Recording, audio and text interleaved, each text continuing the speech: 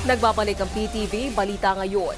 Patuloy na isinusulong ni Pangulong Ferdinand R. Marcos Jr. ang pagpapabuti sa infrastructure at transportation projects sa bansa.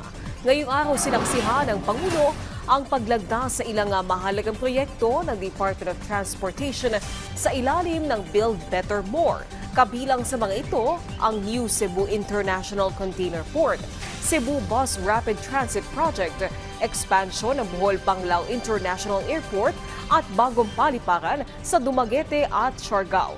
Paliwanag ng Pangulo, magdadala ito ng karagdagang investments at oportunidad sa bansa upang masiguro ang paghahatid ng maayos na serbisyo.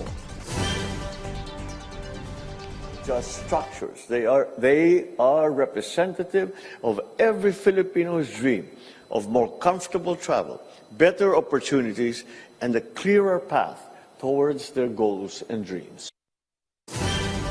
Magdaragdag ng mga tauhan ng pamunuan ng NLEX SCTEX bilang paghahanda sa pagdagsa ng mga babiyahe ngayong holiday season. Sa ulat na Radyo Pilipinas, nasa 1,500 personnel ang ipapakalat sa buong expressway. Bahagi ito ng Safe Trip Mo, Sagot Ko Motorist Assistance Program. Hinihikayat naman ang mga motoristang dadaan sa NLEX na bumiyahe sa non-peak hours upang maiwasan ang mahabang trapiko. Samantala, alamin natin ang ibang balita mula kay Jay Lagang ng PTV Davao. Mayong adlaw, patay ang usa ka lalaki human nga nalambigit ang gimanihong motorsiklo ni ini sa road crash. Nahitabo kini niadtong Disyembre 17 ning tuiga sa Davao Coastal Road duol sa Connector Bridge. Ang driver gila nga si Caril Sevilla, 20 anyos ug residente sa Dahlia Street, Riverside, Turil, Davao City. Kinsa na sayrang walay lisensya nga dala. Migula sa investigasyon sa kapulisan nga gikan sa Tulip Drive ug padulong sa Talomo ang biktima, dihang giokupan niya niini ang outer lane ug kalit na lamang sumalapang nawalaan og kontrol ang driver sa gimanehong motorsiklo, rason nga nadisgrasya kini.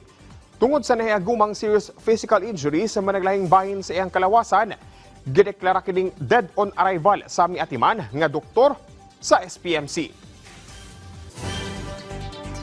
Ana sa 15 ka mga kanhimiyembro sa lawless terrorist group sa Maguindanao del Norte ang nisurrender niadtong Disyembre 16 ning tuiga. Kinatud sa programa nga gipaygayon sa headquarters sa Brigade Support Area sa 1st Brigade Combat Team sa Philippine Army. Dungan sab nilang gipang-surrender ang ilang mga armas sama sa upat ka 40mm RPG, 2 ka caliber 50 Barrett, usa ka M1 carbine caliber 30, usa ka carbine caliber 30 Garand, 2 ka 7.62mm sniper rifle, usa ka KG-9 9mm Uzi, 11 ka IED, usa ka cartridge sa 40mm RPG ug usa ka cartridge sa rifle grenade. Gikalipay sab sa kasundalahan ang gihimo nilang pagbalik sa sabakan sa gobyerno nga dakong tabang sa pagsiguro nga makabot ang kalinaw sa maong lugar. Huwag mo kadto ang mga nag-unang balita din sa PTV Davao. Ako si Jay Lagang. Mayong adlaw. Daghang salamat Jay Lagang at yan ang mga balita sa oras na ito. Para sa iba pang update, i-follow at i-like kami sa aming social media sites at PTV PH. Ako po si Naomi Tiburcio para sa Pambansang TV sa Bagong Pilipinas.